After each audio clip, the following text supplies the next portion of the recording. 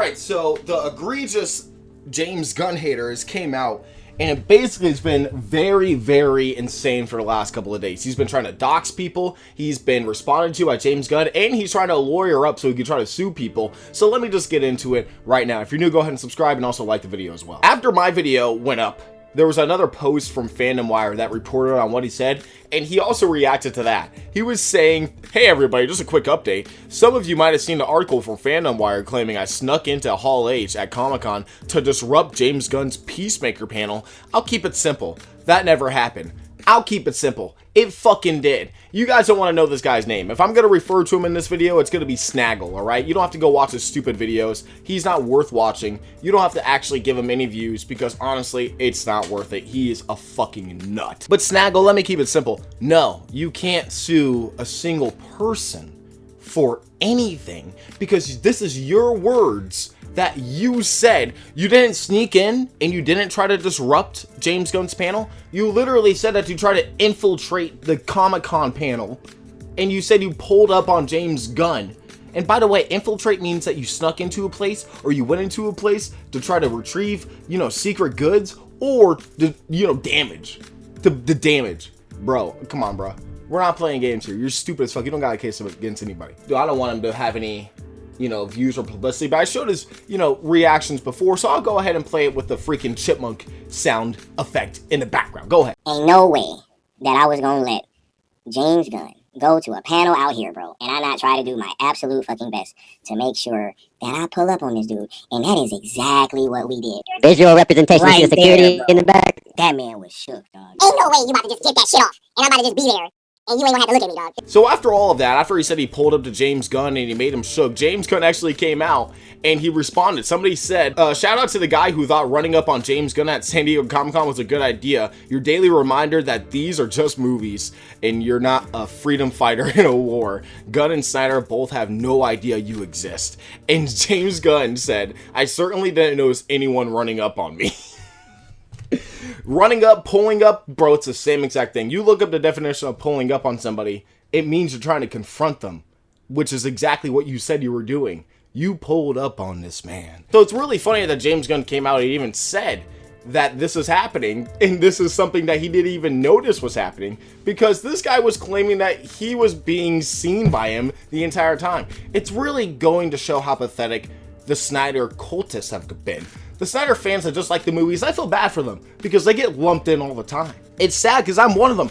Man, if the Snyder cultists never existed, if there was never this toxic community, I would be crying out to high heavens how much I like BVS and Man of Steel. But I feel ashamed talking about those movies because of these people.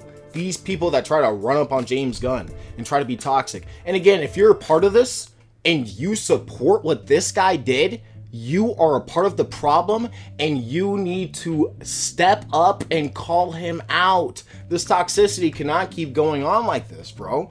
You're not winning any battle. Nothing's going to get sold to Netflix. You're not going to restore the Snyderverse. Nothing is ever going to come back. When are we ever going to stop fighting wars? When is Israel going to stop bombing Palestine? Really, do you need anyone else?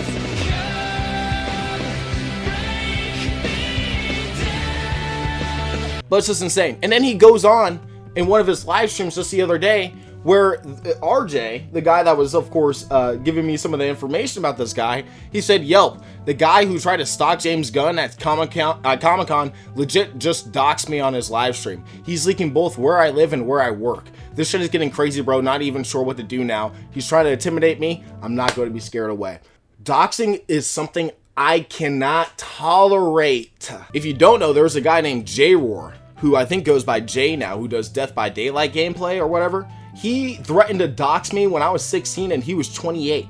He was like, yeah, I know where you live, because I had to file a copyright strike counter against him where I had to fill out my information, and he essentially tried to use that against me to say, hey, I'm gonna try to dox you if you don't stop talking about me. And that being done here fucking pisses me off. If this snaggletooth fucking receding hairline piece of shit really wants to do that, bro, I mean, that's grounds for reporting him on YouTube. Terms of service does not allow you to harass, dox, bully, none of that.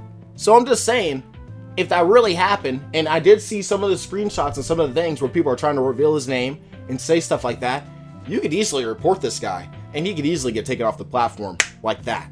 So I'm not saying you should, but it's a possibility that if a lot of people went over to that guy's account and started, reporting him, he could get taken down. And that would be such a misfortune. I don't think anybody would want that to happen. Anyway, Snaggle, I think that's too far, bro. If you're trying to threaten doxing people, even if you didn't dox anybody, if you're threatening it and trying to present that as an argument, bro, you're just losing. At that point, that's how you know you're losing. When you're threatening to dox people, I can't tolerate that. He needs to suck a dick, and he needs a man to fuck up. This guy was apparently in the military, bro. These military men are a bunch of fucking pussies. Honest to God. If that's how they act, now you're fucking giving a bad name to the veterans and to fucking Snyder cultists. It's insane. How can you do this at the same exact time? I want to continue going off on this guy. And it is kind of, it's not really rage. I really couldn't, it's more like disappointment. This is disappointing to see the fan bases turn like this the way they are, when in reality we both like the same things. If you actually like these characters, if you like Superman, if you like Batman, if you like Wonder Woman, if you like Supergirl, then why aren't you trying to at least give some form of constructive criticism to tell Gunn what to change or what to do for the next time? You can actually make a change, because apparently guys say he's chronically online all the time. Why don't you give your honest opinion about what you would want to see from this version so he can improve instead of decline? Instead of being, mouthed off by a bunch of fucking people that want a version that's dead and gone. It's pathetic, man. I just can't understand the want for something that's obviously done. And do you really want Gal Gadot back as Wonder Woman? I mean, I'm serious here. Does anybody want Gal Gadot back as Wonder Woman? Really? Ben Affleck doesn't even want to play Batman. Henry Cavill is moving on. Ezra Miller is weird as fuck. I don't care about the legal shit. He's weird. Whatever. Weird. Ray Fisher's never working at WB again. Aquaman is now Lobo. Alright, so what the fuck are we doing here? Why are we trying to restore something that's obviously not... Can we just give it up and go fucking be happy about something instead of trying to be miserable about everything? James Gunn made a very good point on his threads. I don't have threads, but everybody's sending me posts and stuff about what he said when he responded to this guy. And he said this: if you see something toxic online, my advice would be don't interact with it. Attention only fans the flames of online toxicity. It's one of the reasons I'm primarily on this platform. It isn't because there are fewer toxic people here, although there seemingly are. Maybe I have to go to threads. It's because it started as an online culture more willing to let toxic personality in the back of the room shout himself hoarse and go away. When you shout back, you're making the voice relevant. You're giving it a sounding board. You are the midwife helping to birth that toxic voice into the world. You're helping to make a few thousand angry voices seem like millions. And to be clear, when I'm talking about toxicity, I'm talking about primarily about rage or cruelty. I'm not talking about not liking something or having a reasonable argument about things we like and don't.